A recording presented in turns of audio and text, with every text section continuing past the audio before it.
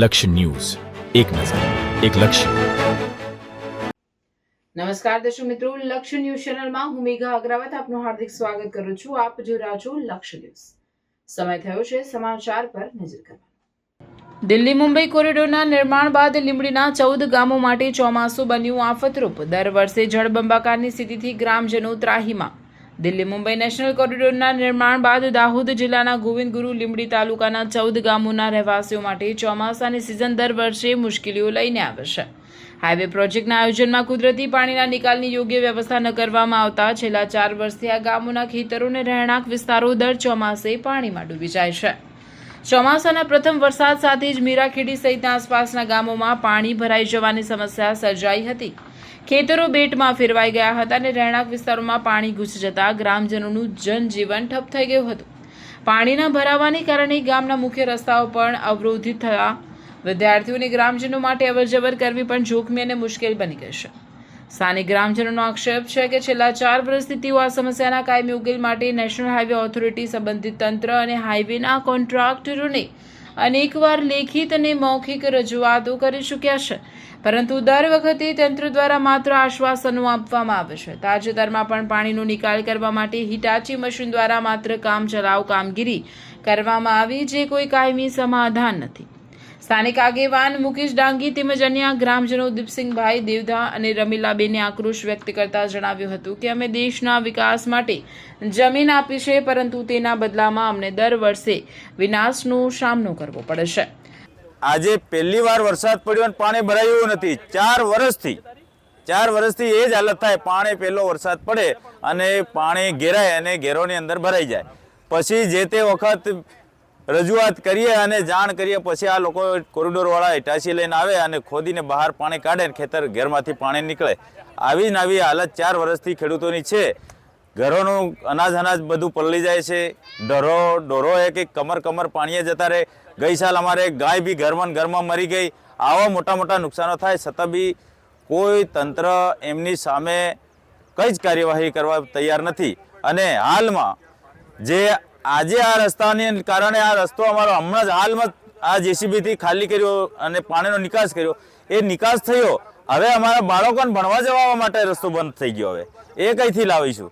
એટલે સરકાર તાત્કાલિક, ભલે આ મોટા લોકો માટે તો રસ્તો તમે બનાવી દીધો છે, અમે ના નથી કહેતા, હવે અમારી જમીન લઈ લીધી, અમારું જે છે એ નુકસાન તમે કરી નાખ્યું, પણ હવે અમારી પ્રાથમિક સુવિધા છે. જ્યારથી આ દિલ્હી બોમ્બે કોરિડોર હાઈવે પસાર કરવામાં આવ્યો તે દિવસથી લઈને અમારા માણસોને કે જાણે કે માથા પર મોટ લઈને ફરતા હોય એવી પરિસ્થિતિનું નિર્માણ થયું છે. ગયા વર્ષે આ જ જગ્યા પર આપણે જ્યાં ઊભા છે ત્યાં પહેલાં જ વરસાદની અંદર અમારો ગ્રામજન તણાઈ ગયો હતો. આ રસ્તા પરથી અમારા બાળકો જે સ્કૂલે જાય છે, કામ ધંધાર્થે અમારા માણસો જાય છે, અને અનેક આંદોલનો, અનેક આવેદનો અને હાઈવે ચક્કાજામ કરવા છતાં સરકારશ્રી અને તંત્ર અને આ નેશનલ હાઈવેનું પેટનું પાણી હાલતું નથી. આજે પહેલાં જ વરસાદની અંદર અમારા વસ્તી ગામની અંદર ઘરોમાં પાણી ઘૂસી ગયા છે, ખેતરોમાં પાણી ઘૂસી ગયા છે. જે સમતલ ખેતરો હતો ત્યાં નવા કોતરો બની ગયા છે. આજે અમારા ઘરો જર્જરિત બની ગયા છે આ વરસાદના પાણીના લીધે. એટલે રાતે અમારા માણસોને ઊંઘવું પણ અઘરું પડી ગયું છે.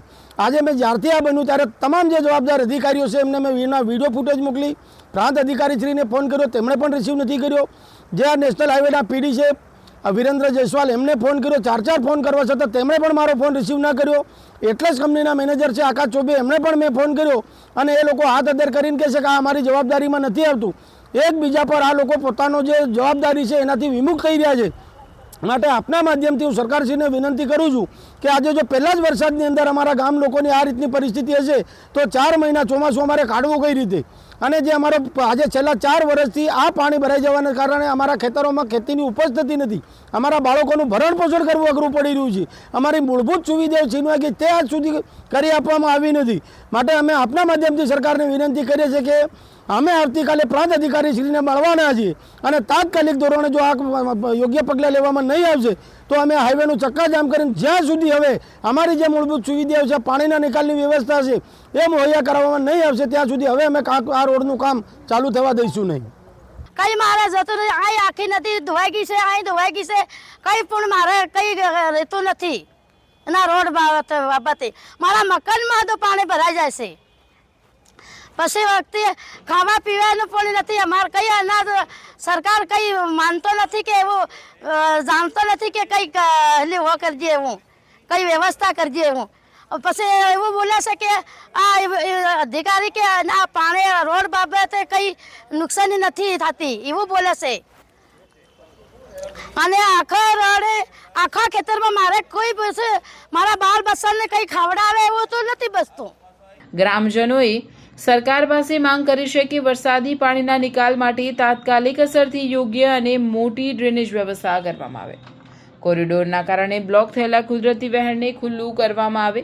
ગ્રામજનોએ ચીમકી ઉચ્ચારી છે કે જો વહેલી તકે આ સમસ્યાનો કાયમી ઉકેલ નહીં આવે તો આગામી દિવસોમાં ગ્રામજનો લોક આંદોલનનો માર્ગ અપનાવશે. Bureau chief Yasir Gudala, Fatepura.